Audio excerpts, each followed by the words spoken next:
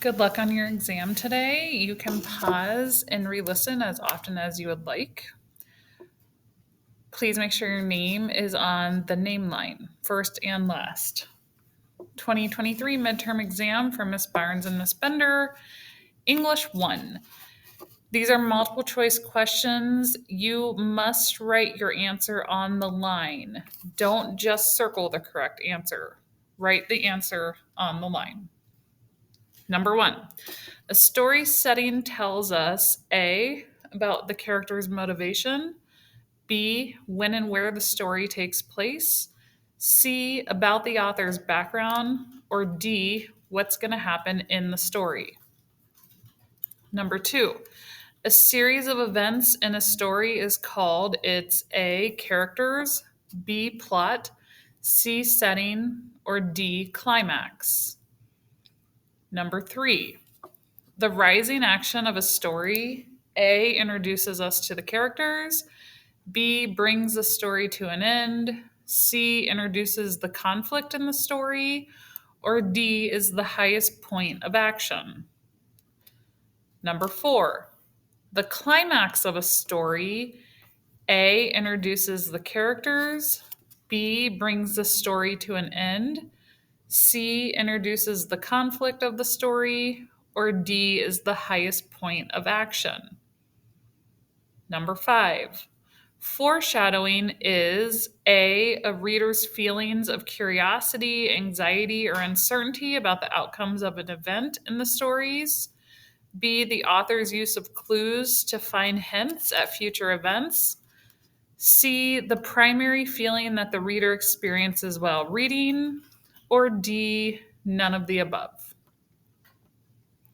Number 6, the central idea or the underlying message of a story is called its A, theme, B, plot, C, setting, or D, foreshadowing.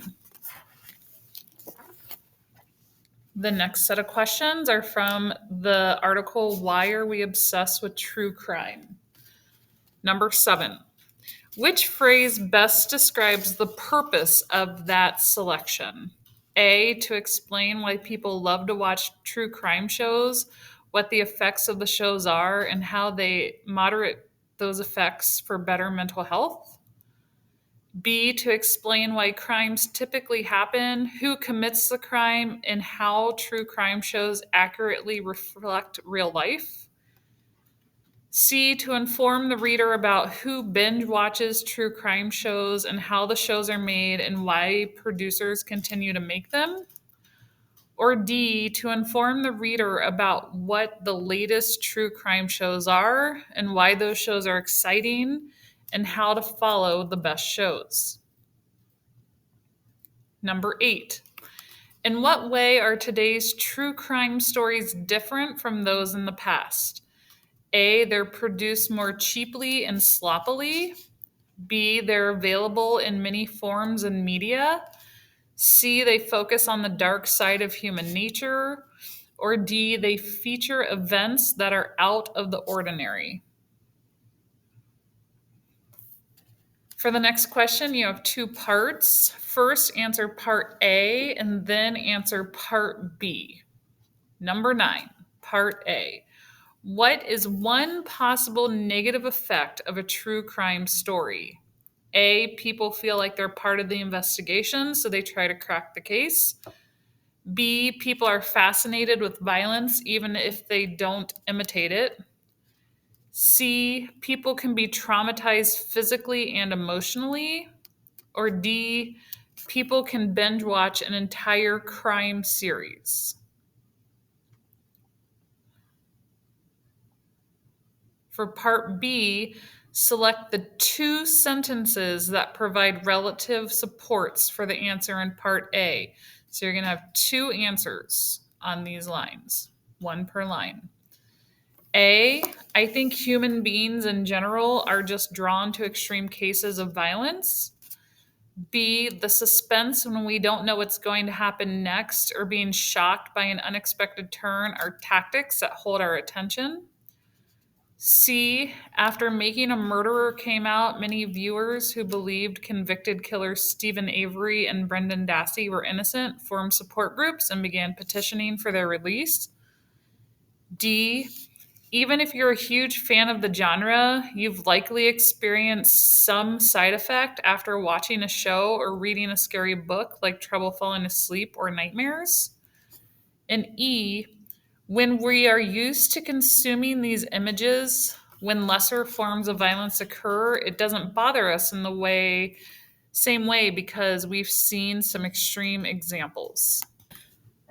Number 12. The main idea of the section called People Feel Like Detectives is that viewers A, believe that most of the criminals in a true crime show are innocent. B, they feel empowered to solve problems in their own lives after watching a true crime show. C, people become disillusioned by the criminal justice system when they watch true crime shows. Or D, find true crime shows motivating because you get invested in the outcome. Number 13. The selection states people have to understand their own limits and know that if they're good after watching an episode or two, then that's how they should leave it. Which statement best paraphrases this quote? A, viewers should know that one episode is usually enough. B, viewers are responsible for monitoring their own mental health. C, viewers will likely have mental health issues after binging true crime shows. Or D, viewers must consider the physical impact of continually watching true crime shows. The next set of questions comes from the short story Entwined. 14. What do we never learn about the narrator in the short story Entwined? A, his name. B, whether the accident was his fault or not. C, why he didn't go to the funeral. Or D, whether he was speeding or not. 15. Which small lie does the narrator tell the police following the car accident? A, that Russell Gramercy jumped in front of the car.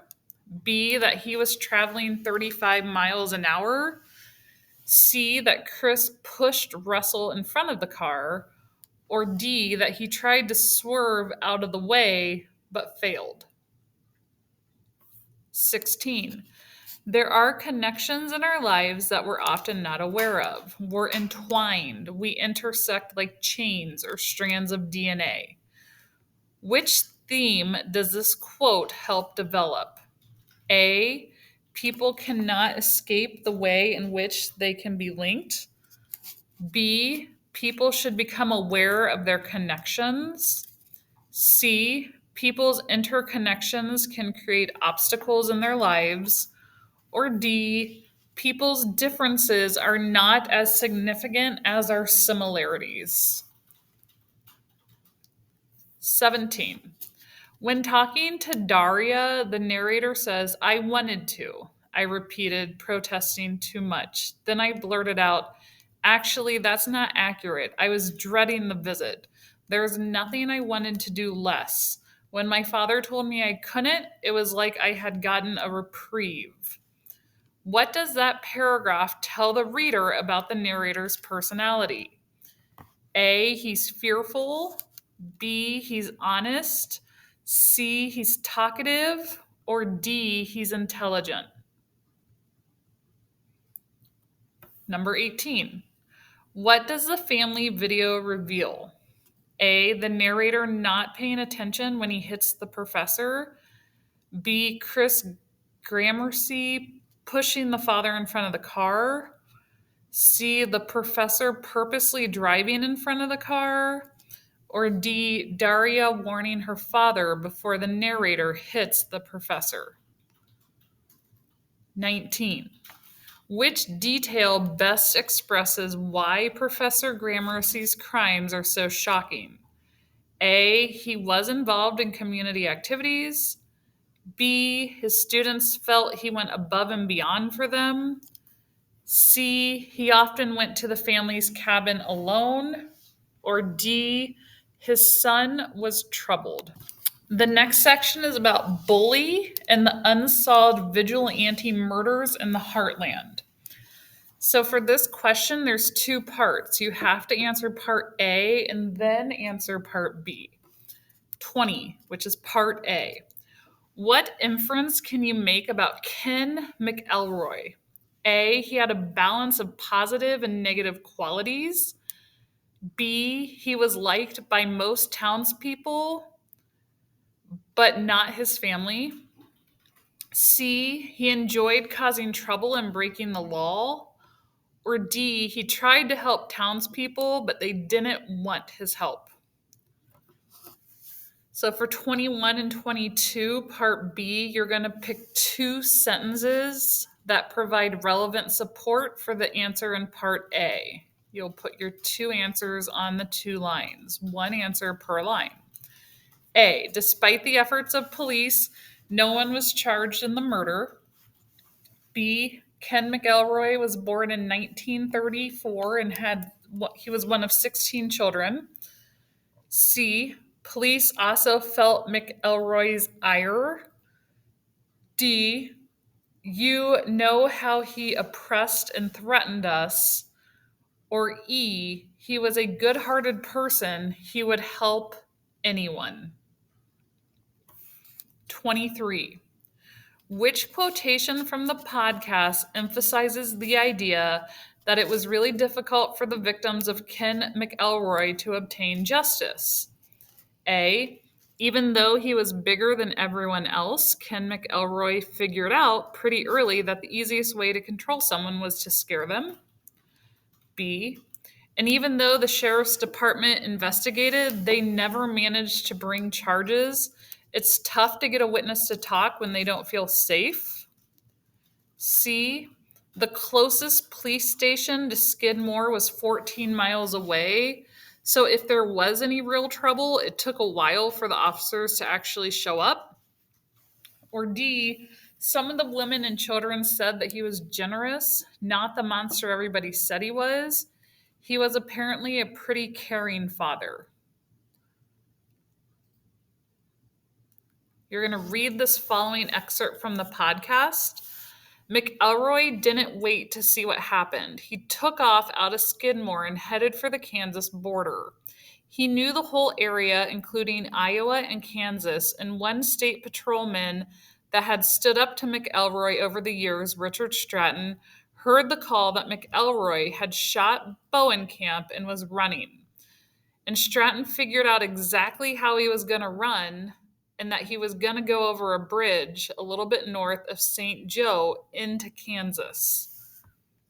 24. Which statement best paraphrases this excerpt? A, McElroy crossed the border into Iowa to escape Richard Stratton, a lawman who had been chasing him since he ran after shooting Bowenkamp. B, McElroy left the crime scene and headed towards Kansas, but Richard Stratton, a determined state patrolman, figured out his escape path. C, Richard Stratton, who had been chasing McElroy for years, went after McElroy as he was crossing a bridge into Kansas.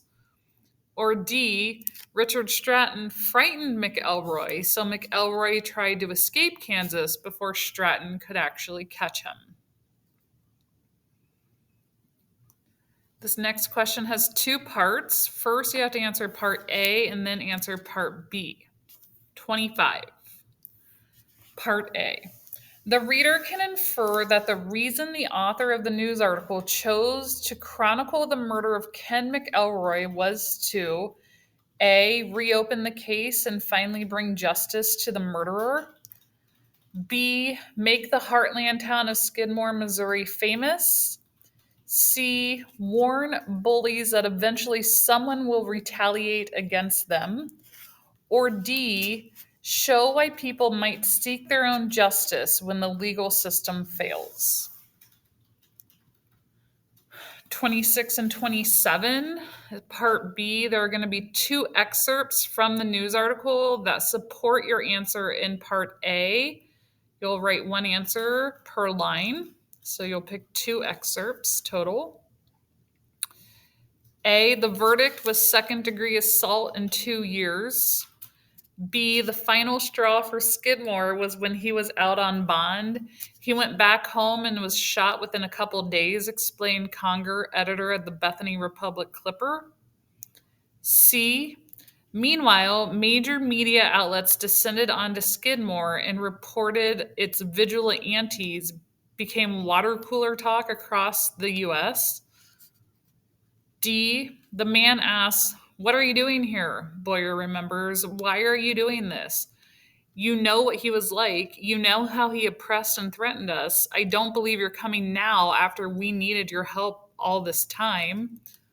Or E, theoretically, the murder could be reinvestigated. Veteran Kansas City criminal defense attorney J.R. Hobbs told A&E Real Crime.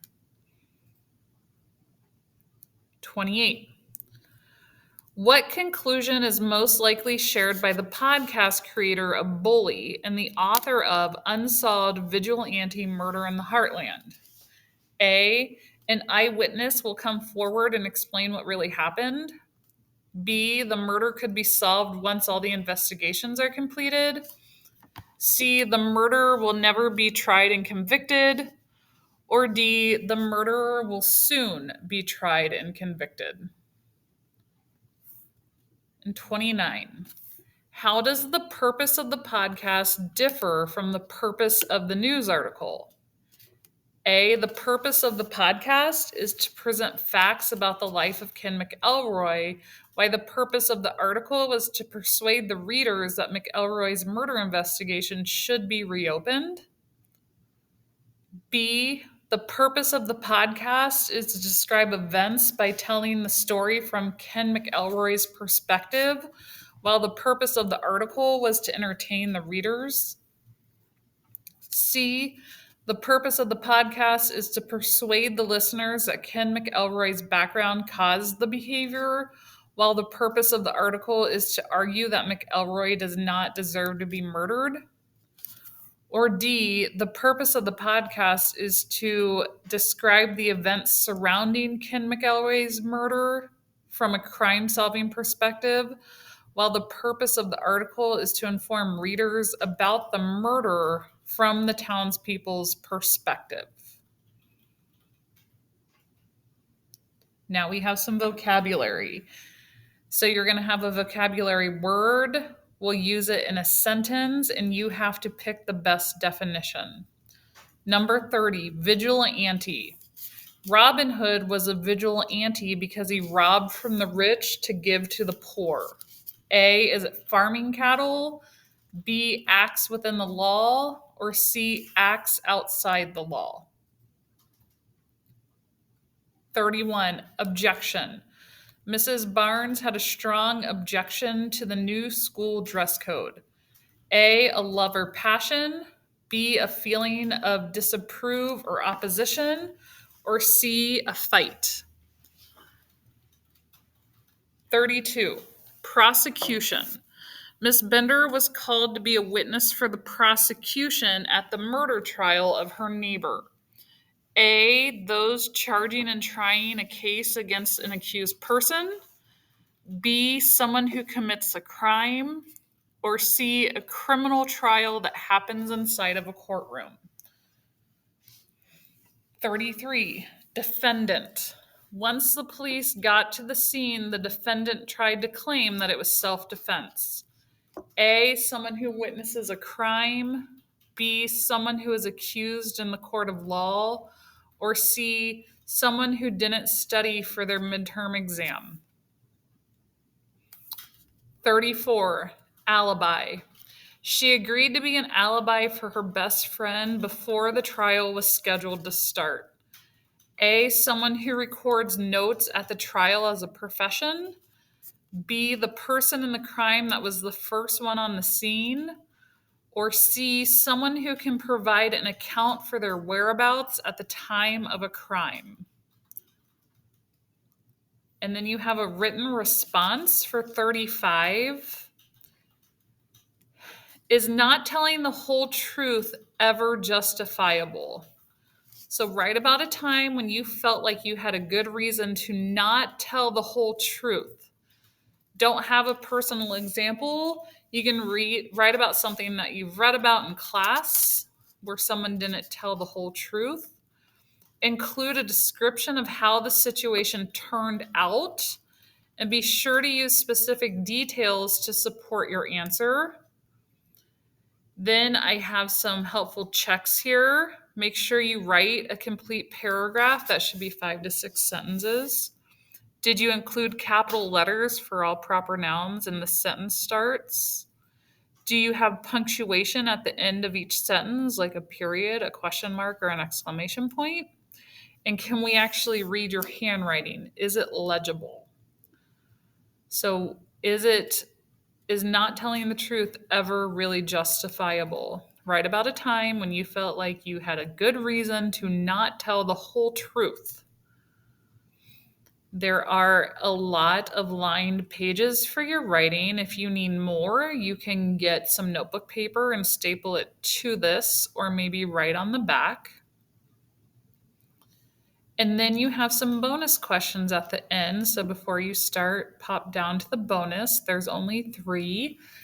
A guess is helpful. If you get it wrong, nothing happens. If you get it right, you get a bonus point back on your test.